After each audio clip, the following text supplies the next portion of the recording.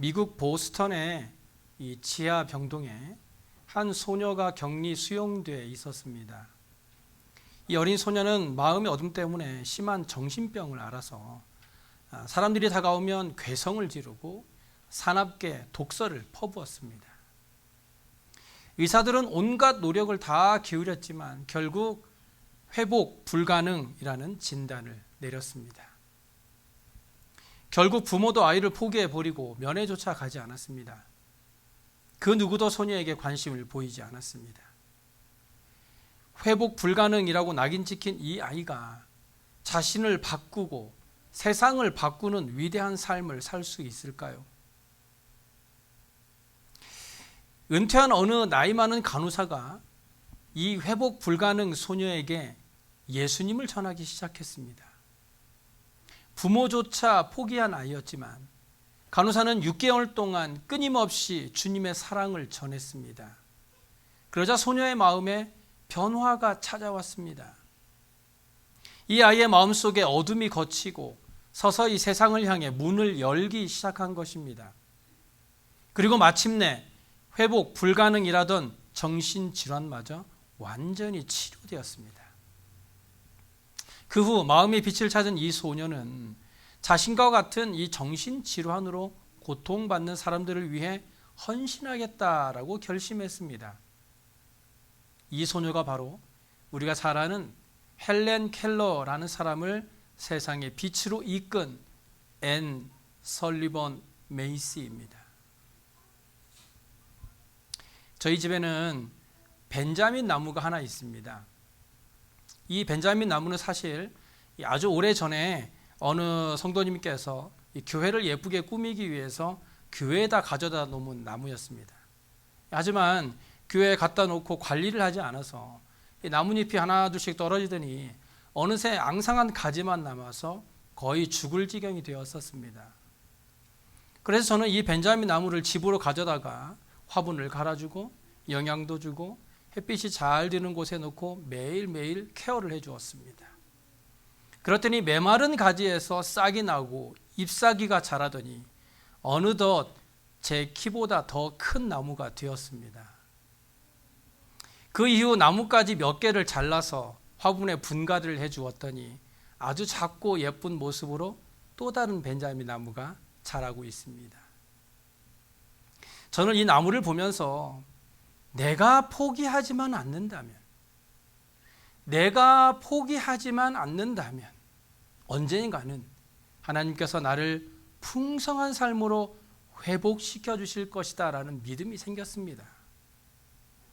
나의 삶은 비록 앙상한 나무와 같이 곧 죽을 것 같은 삶이지만 이런 나의 삶을 하나님께서 붙들어 주시기만 하면 나의 삶에도 잎이 나고 꽃이 필 날이 곧 올 것이다 라는 확신이 들었습니다.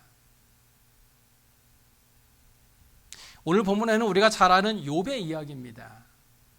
많은 사람들이 이 욥의 이야기를 보면서 삶에 많은 고난이 있었지만 그 고난을 견디고 났더니 2배의 축복을 받았다라는 것에만 관심을 갖습니다. 그래서 우리도 욥과 같이 지금의 고난을 잘 견뎌내면 하나님이 더 큰 축복을 주실 것이다 라고 생각하죠. 하지만 욥의 이야기는요, 2배의 축복에 그 초점이 있는 것이 아닙니다.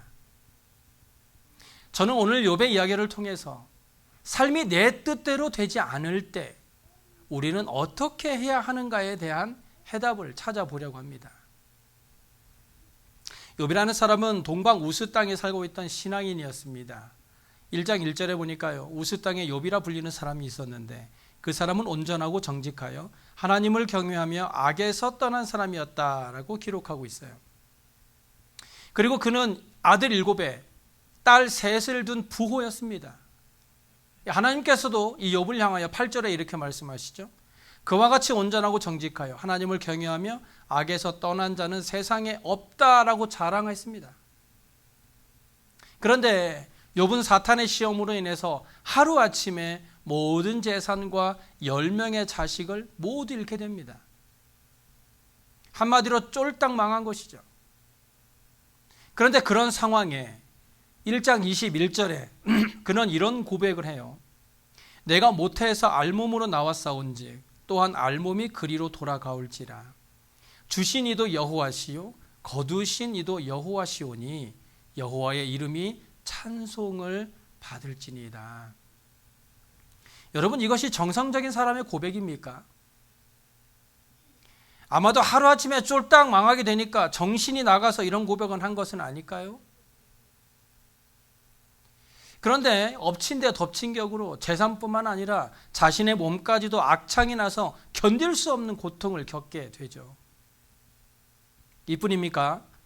힘들 때 누구보다 자기 편이 되어 주어야 하는 아내마저도 당신이 이래도 정신을 못 차렸느냐, 차라리 하나님을 욕하고 죽어라 라고 말합니다. 아내도 이런 말을 하는데 친구들이야 오죽하겠습니까? 친구들은 오히려 욥을 정죄하면서 이런 일들이 다 네가 지은 죄 때문이 아니냐라고 말합니다. 아니, 그와 같이 온전하고 정직하여 하나님을 경외하며 악에서 떠난 자는 세상에 없다고 말할 정도의 믿음이 있는 이 신앙인에게 왜 이런 고난이 오게 되었을까요? 누구보다 교회에 열심히 다니고 누구보다 하나님의 말씀대로 살려고 했던, 노력했던 그 사람에게 예수도 믿지 않으면서 죄를 밥 먹듯 지으면서 사는 사람들도 겪지 않는 어려움들이 왜 자꾸만 그 사람에게 일어나고 있느냐 하는 것입니다. 그런데 욥은요, 이런 고난 중에 이런 고백을 해요. 10절이죠. 그러나 내가 가는 길을 그가 하시나니 그가 나를 단련하신 후에는 내가 순금같이 나오리라. 욥이 이 고백을 할 때는요, 모든 것이 회복되었을 때가 아닙니다. 욥이 한창 고난의 깊은 어둠 속에 있을 때 욥은 자신의 고통을 통해 하나님의 놀라운 비밀을 깨닫게 되었는데, 그것이 바로 이런 고난을 통해 순금같이 만드시는 하나님의 은혜를 느끼고 있다는 것입니다. 욥은 회복되었습니다. 그런데 사람들은 말하죠. 하나님이 꼭 그렇게까지 해서 축복해 주셔야만 했을까? 자녀들을 죽이지 않고 그런 고난이 없이 회복시켜 주면 더 좋지 않았을까? 다 빼앗아 간 다음에 회복시켜 주었을 때 욥은 정말 기뻤을까? 자, 그렇다면 먼저 회복하게 된 욥을 한번 살펴보겠습니다. 순전하고 정직했던 욥, 하나님을 경외하며 악에서 떠난 삶을 살았던 욥, 하루아침에 모든 재산과 10자녀와 건강을 잃으면서도 그 입술로 범죄하지 않았던 욥에게 욥의 세 친구가 정죄한 대로 어떤 회개할 만한 죄는 없었을까요? 욥은요, 자녀들이 잔치를 벌이고 나면 혹시라도 그 잔치에서 자녀들이 죄를 범하여 마음으로 하나님을 배반하지 않았을까 하여 그 다음날 아침면 그 사람 수대로 번제를 드릴 만큼 경건한 삶을 살았던 사람입니다.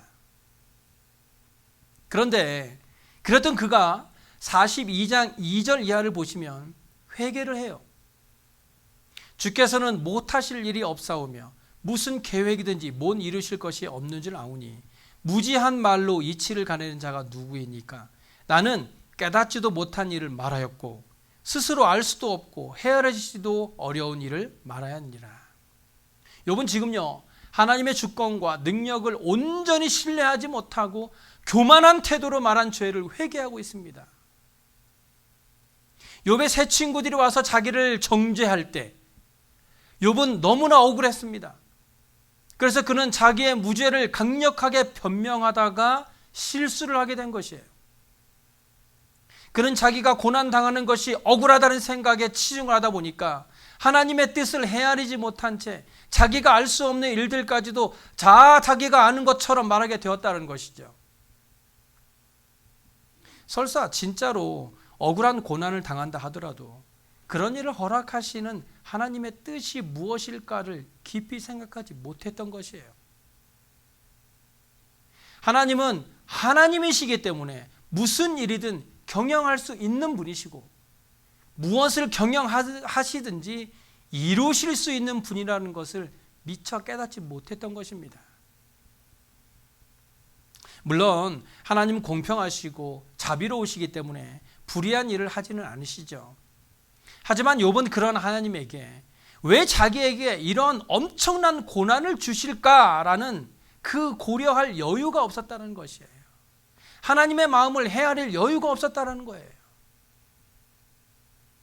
그런데 이제 하나님이 나타나셔서 하시는 말씀을 듣고 보니 자기가 얼마나 어리석었는가를 깨달았다는 겁니다.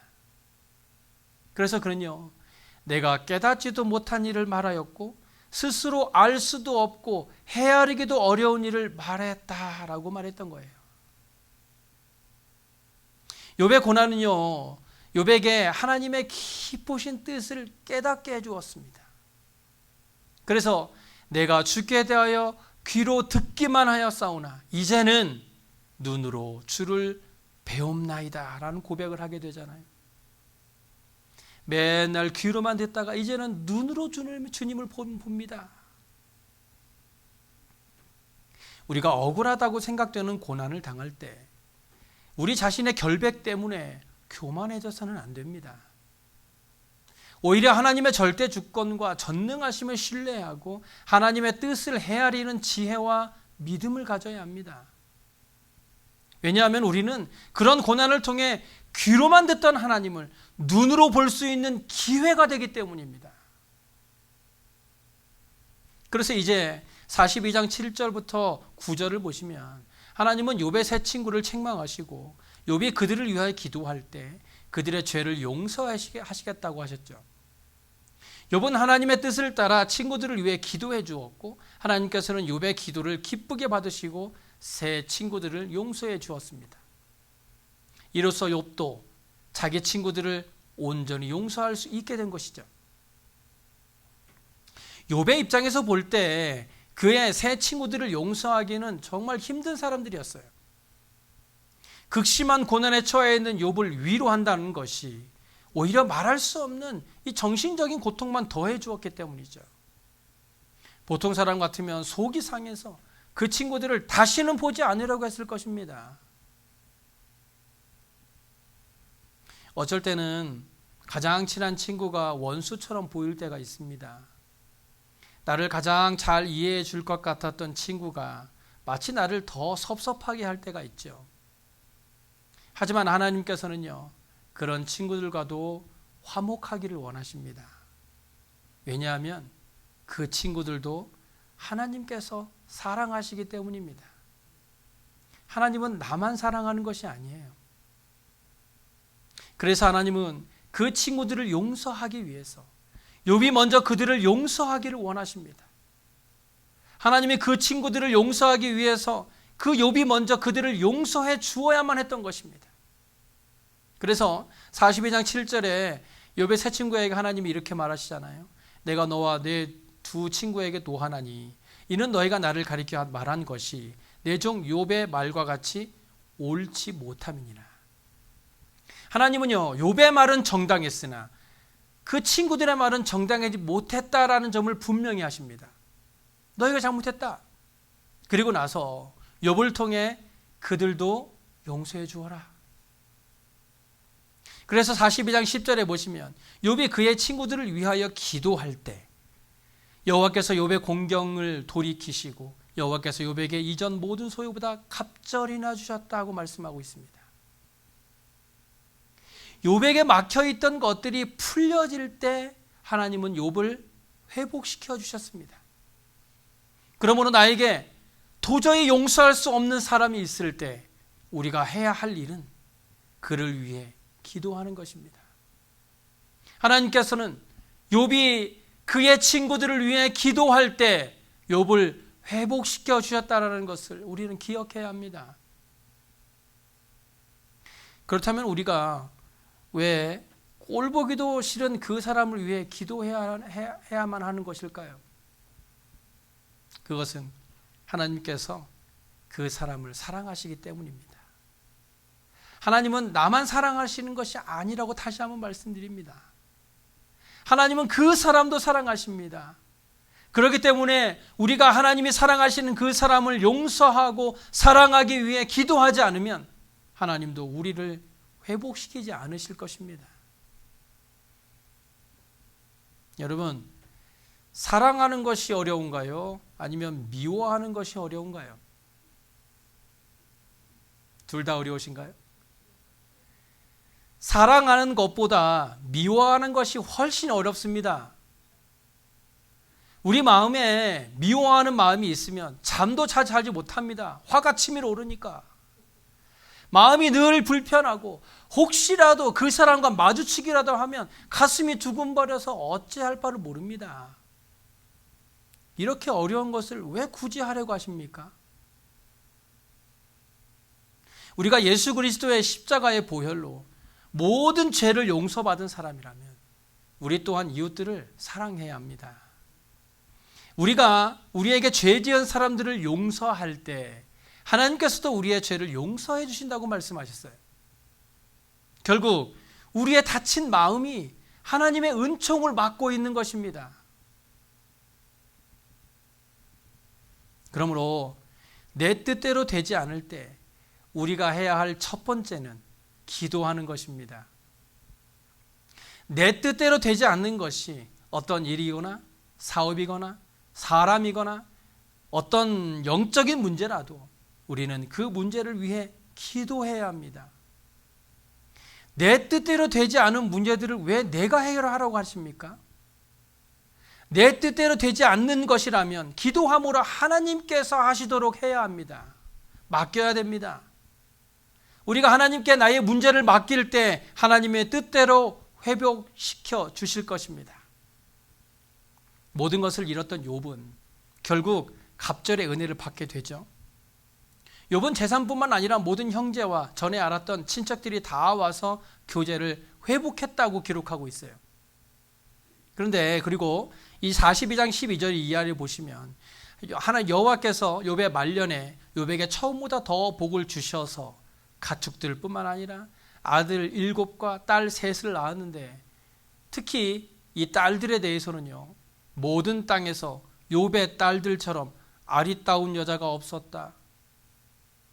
아름다웠다라는 거예요. 너무 예뻤다라는 것이죠. 그리고 그 후에 욥은 140년을 더 살았고 욥이 늙어서 나이가 차서 죽었다라고 욥기서를 마치고 있습니다.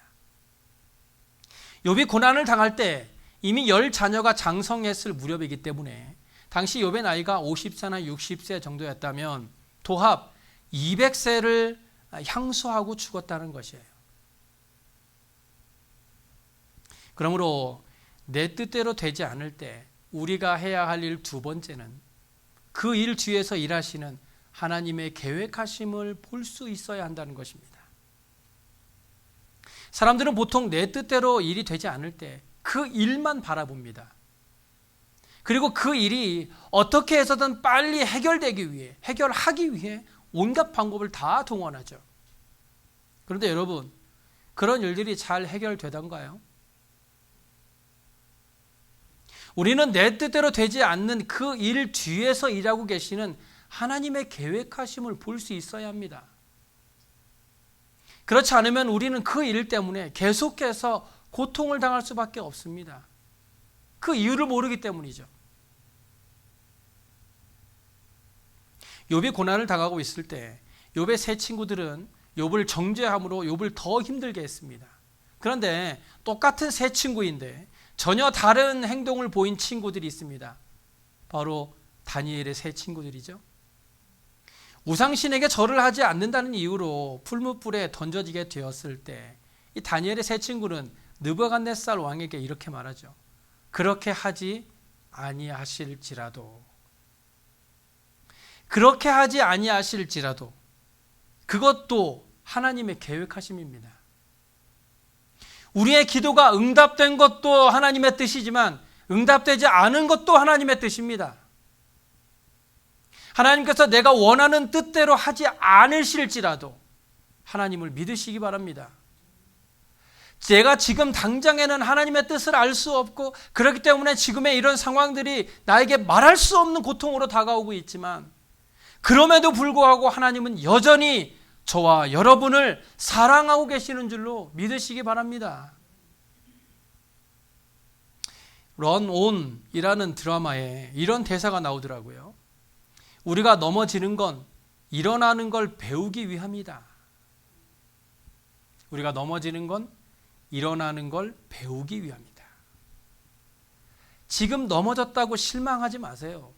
사람은 누구나 넘어집니다. 하지만 넘어졌을 때 중요한 것은 일어나는 것을 배우는 거예요. 넘어졌을 때 일어나는 것을 배우는 사람은 다음에 넘어질 것을 두려워하지 않습니다. 하지만 일어나는 것을 배우지 못한 사람은 또다시 넘어질까 봐 안절부절하며 넘어진 자신에 대해서 자책할 수밖에 없습니다. 다윗의 시 중에서 가장 아름다운 시를 꼽으라면 역시 23편일 것입니다. 다윗은 시편 23편에서 이런 고백을 하죠. 여호와는 나의 목자시니 내가 부족함이 없으리로다. 이 시의 내용들 다 알고 계시죠? 그런데 이렇게 아름다운 시가 다윗의 삶 가운데 가장 힘들고 어렵고 비참할 때 드려진 고백의 찬양이라는 겁니다. 다윗의 아들 압살롬이 이복형 암논을 죽이고 자신을 추종하는 무리들과 함께 아버지 다윗을 쫓아내려고 스스로 왕이 되려는 반란을 일으킵니다. 다윗은 아버지를 죽이겠다고 쫓아오는 아들의 칼날을 피해 도망을 치며 이 시를 씁니다. 다윗의 인생에 있어서 가장 처절하고 가장 수치스럽고 절망적이고 가장 비참하고 가슴이 찢어지는 아픔 속에서 다윗은 여호와는 나의 목자시니 내게 부족함이 없다고 고백합니다. 예수 믿는 사람에게도 고난은 옵니다. 믿음을 어떤 부적과 같은 것으로 여기는 사람들이 있어요. 교회에 다니니까 애군이 떠나고 안 좋은 일들이 비껴간다고 생각하는 것이죠.